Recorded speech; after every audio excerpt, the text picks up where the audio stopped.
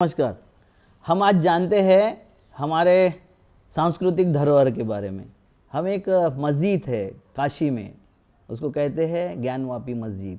वो महाराजा ज्ञान सिंह राणा के नाम से है। अकेली मस्जिद है, पूरे हिंदुस्तान में अकेली मस्जिद है जो हिंदू राजा के नाम पर थी, नाम पर अभी भी है, वो ज्ञानवापी ही कहते हैं उसको। और उसका इतिहास कहते हैं कि औरंगजेब ने जब वहाँ आए थे तो औरंगजेब ने उस मस्जिद को तोड़ा, उस मंदिर को तोड़ा, शिव मंदिर को, और वहाँ वो मस्जिद बनाई। और उसमें एक कहावत और लिख दी कि 40 मन जनेऊ, इतने जनेऊ ब्राह्मण काटे बिना औरंगजेब खाना नहीं खाते थे। एक जनेऊ का वजन होता है 2 से 3 ग्राम। 40 मन जनेऊ आप समझ लो, एक दिन में पूरी कौम समाप्त हो जाती थी। तो ये झूठी कहावतें, झूठे टोटके और सब किस लिए गढ़े जाते हैं और इसका किसको फ़ायदा होता है, इसको समझने की ज़रूरत है। अब उस मस्जिद के बारे में देखते हैं कि बोला है औरंगजेब ने तोड़ा है।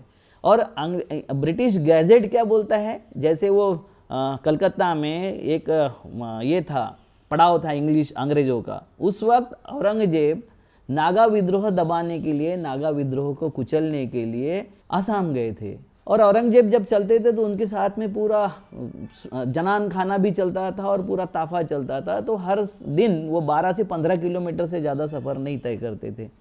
जब वहाँ उन्होंने नागा विद्रोह को कुचल के वापस आ रहे थे तो वहाँ उनके साथ में 12 राणा थे। राणा मतलब राजपूत राजा थे। वो उस वक्त की लड़ाई कोई हिंदू मुसलमान लड़ाई नहीं थी, वो राज्य की लड़ाई थी, सल्तनत की लड़ाई थी, सत्ता की लड़ाई थी। तो वो जब वापस आ रहे थे तो राणाओं ने बोला कि यहाँ हमारा एकलिंग जी का सबसे बड़ा मंदिर है, हम उसकी पूजा अर्चना करना चाहते। तो औरंगजेब बोला कोई बात नहीं, यहाँ 2 दिन पड़ाव रहेगा। गंगा के दूसरे बाजू में औरंगजेब का पड़ाव डाला गया और ये राजाओं की रानियाँ अपने दासियों के साथ में शिवाभिषेक करने के लिए वहाँ पहुँच गई। शाम को पता चला अभिषेक के आते वक्त कि कच्छक की महारानी और उसकी दोनों दासियाँ गायब है, वो कहीं दिख नहीं रही थी कहीं।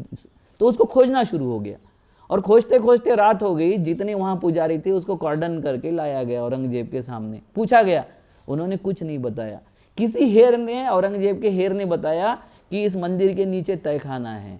जब तहखाने को खोला गया सुबह तो वहाँ रानी की लाश और दोनों दासियों की लाश विवस्त्र अवस्था में पड़ी हुई थी। उनके साथ में जोर ज़बरदस्ती करके उनको मार डाला गया था, मगर उनको सबको कॉर्डन करके बंदिस्त बना गया था, इसलिए वो प्रेतों को, उनके डेड बॉडियों को कहीं दफना नहीं सके या उसको बाहर नहीं हटा सके, इसलिए वो डेड बॉडियाँ मिल गई वहाँ। अब उनका राणाओं का क्रोध अनावर हो गया कि मंदिर के नीचे ये क्या चल रहा है, मंदिर के नाम से ये क्या चल रहा है। तो राणाओं ने बोला कि ये मंदिर अब अपवित्र हो गया है, इसलिए मंदिर को हम तोड़ना चाहते हैं।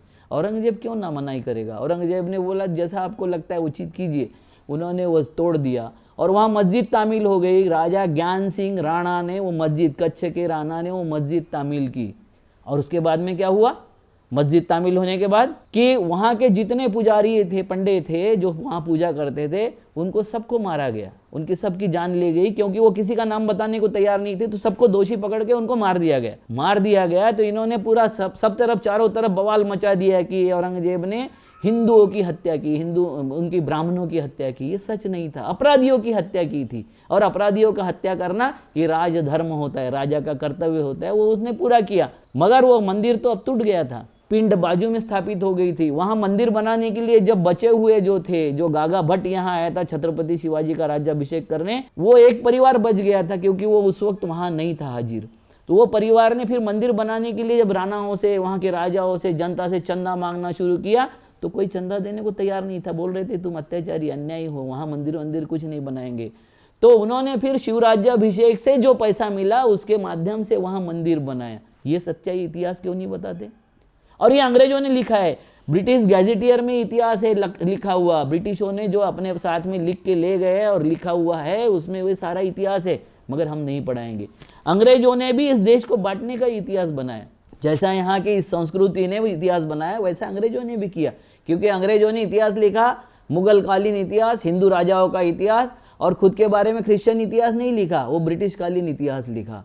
ये इतिहास को जो बांटने की परंपरा उन्होंने शुरू की, वो परंपरा अभी तक शुरू है, और जिसके माध्यम से यहाँ विभाजन इस कगार पर आ गया कि एक दूसरे के दुश्मन के तौर पर सारी कम्युनिटियाँ खड़ी हो गई है। ये देश का बहुत बड़ा दुर्भाग्य है। हमको देश का सच्चा इतिहास समझने की आज ज़रूरत है। नमस्कार।